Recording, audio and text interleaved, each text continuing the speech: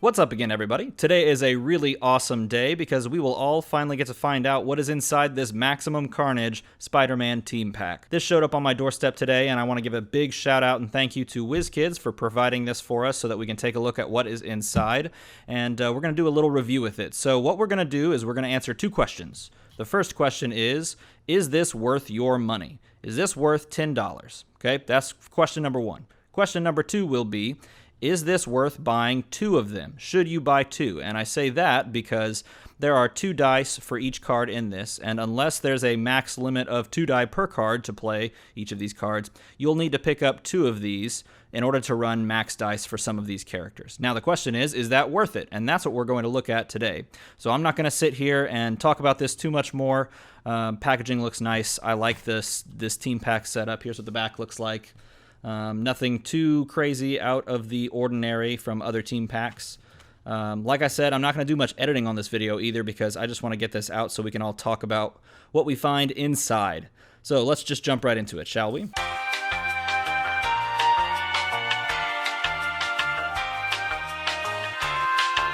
Let's get on with it. Dice. Here's all the dice, all the characters. And one big thing to note before we get started. This right here is the die for Iron Fist, if my camera will focus. If not, I'll make it focus, because this is an important point. Focus, camera. Ready, set, activate.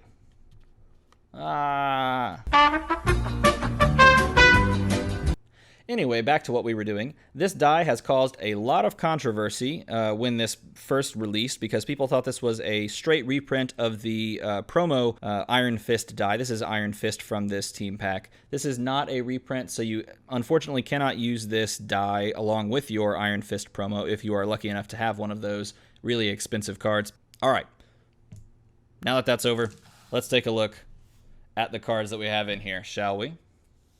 All right, so looking at the first character, we have Black Cat. She is a 4-cost shield character with that Spider-Man affiliation. She's got a 1/4 side, a 1/2/5 side, and a 1/3/6 side. Her ability reads, while Black Cat is active, your opponent cannot field level 3 character dice.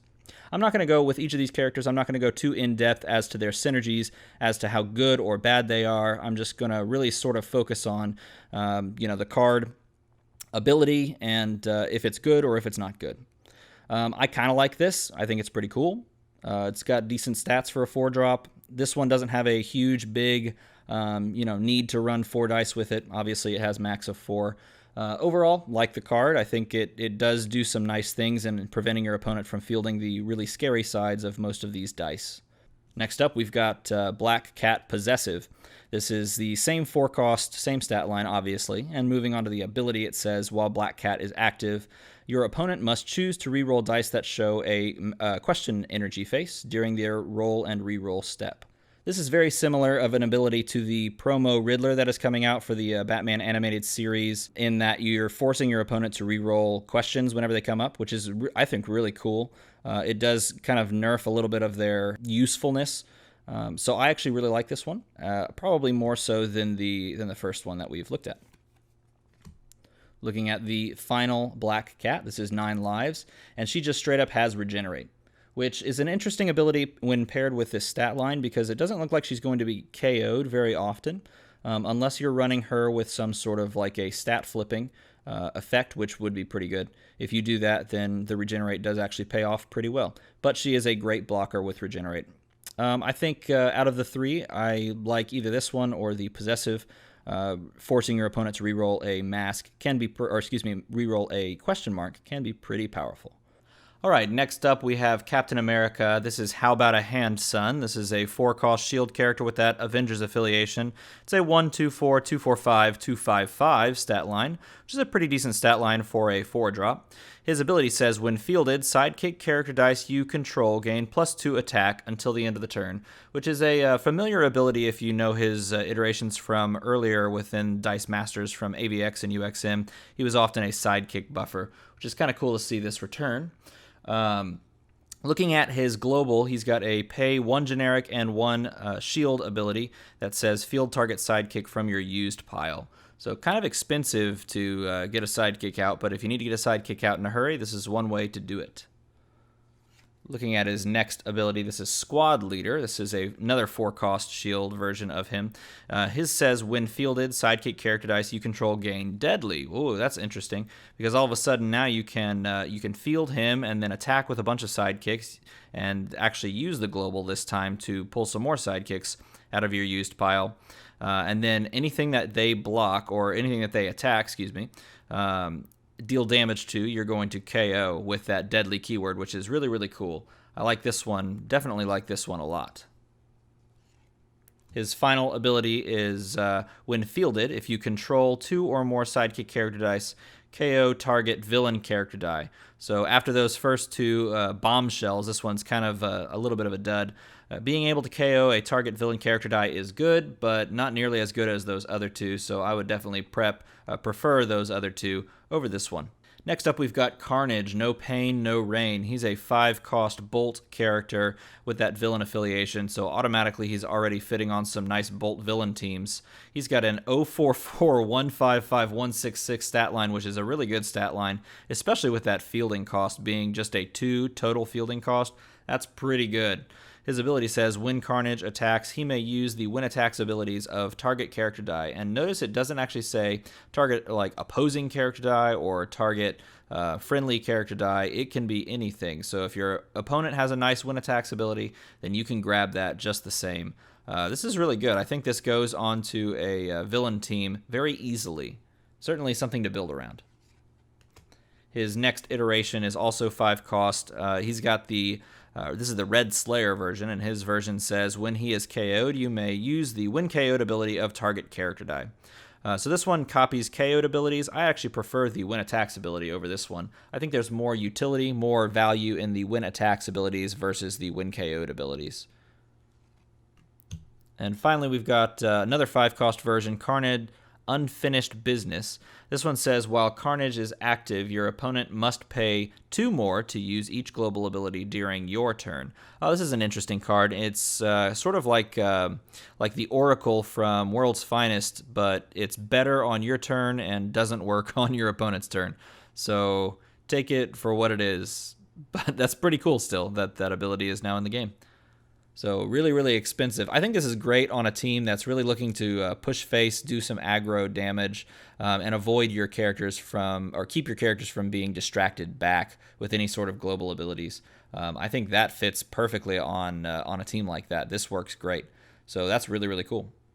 All right, the next card we're going to look at is Doppelganger. He is a 5-cost mask character with that villain affiliation. He's got an 024, 135, 146 stat line, and his ability says, while Doppelganger is active, when an opponent rolls a sidekick die and it shows a character face, field it under your control until the end of the turn. At the end of the turn, just put it back in your opponent's field zone. So anytime that they roll a sidekick, whether being during the roll and reroll step or at any point if they roll some sort of a sidekick, you get to just take it. Here's a 4-cost version of him. This one says, when fielded, KO all opposing sidekick character dice and deal 1 damage to target opponent for each sidekick die KO'd in this way. So this may not be as useful to high-level Dice Masters players as the casual, but often in the casual games you'll run into someone who likes to build up sidekick walls. Field all their sidekicks, keep them out there, and just field a bunch of characters, never attack, just kind of sit. This is literally a hard counter to that. So if you're just sort of a casual Dice Masters player and a lot of people that like to build sidekick walls or just walls in general, this just straight up counters that. Nice thing too is it also counters allies in the field, because allies are sidekicks in the field. So this can just KO those. And the best part is it deals all the damage to your opponent, which is really, really cool. His last version is called Predator, and it's another 5-cost version. It says, when fielded, deal damage to target non-villain character die equal to the number of sidekick dice in the field zone, both yours and your opponent's. This is interesting in that you can kind of control how much damage goes into it by fielding a bunch of sidekicks and preparing for this fielding when it happens. It's a little spotty, but and it does have to go to a non-villain character die, but that's not too hard to do. It can go to really anything. There's a lot of non-villain character dice that deserve to be hit with this ability.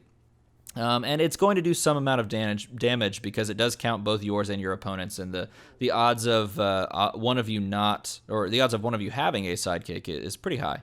So overall, this has some utility. Man, but how can you pass up, out of all three of those, how can you pass up this 6 arms version, which is pretty cool in the casual scene, I think.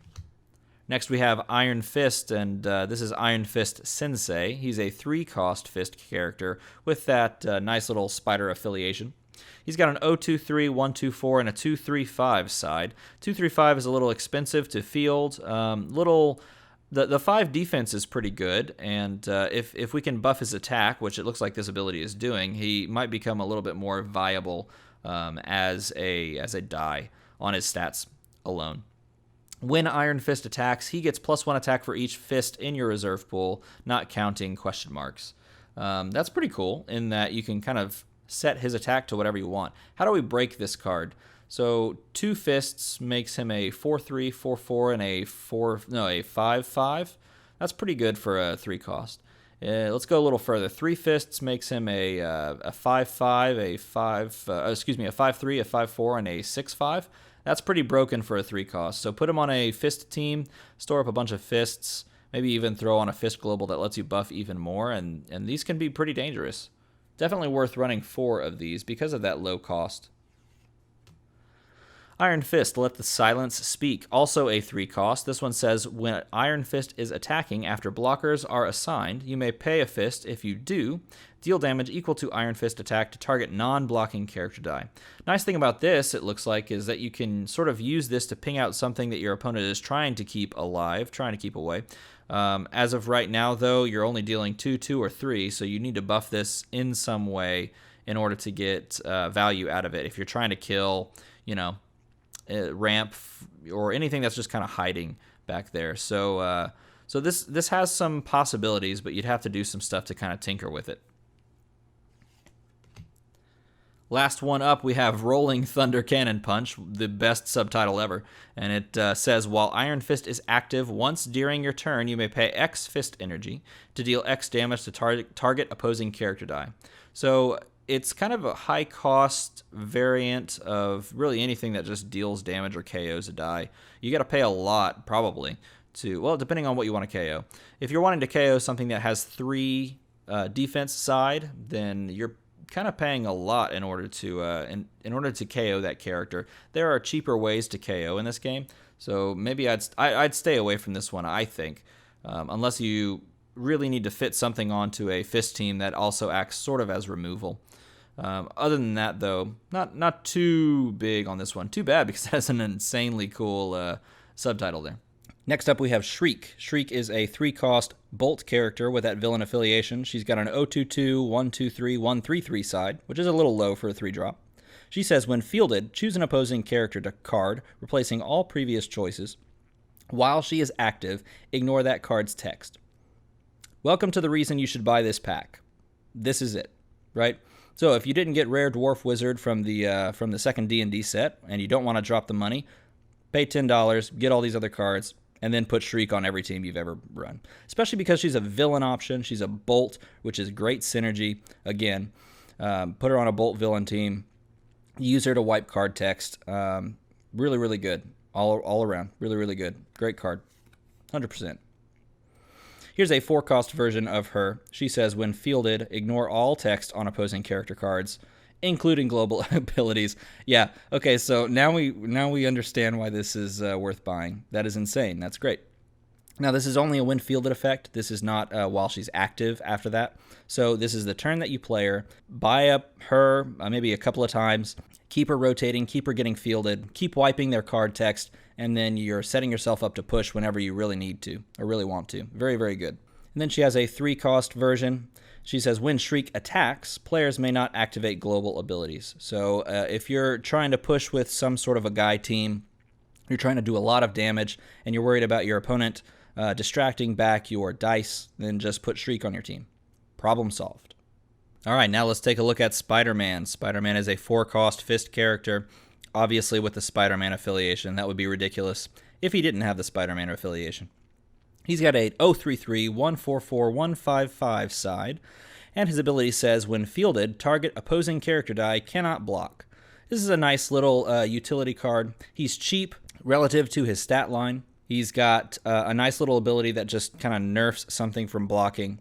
I think this is all around just a decent card. This is worth running on a team and kind of playing with, especially if we see more of this Spider-Man affiliation. I think this is one of the better Spider-Man out there, especially for its cost.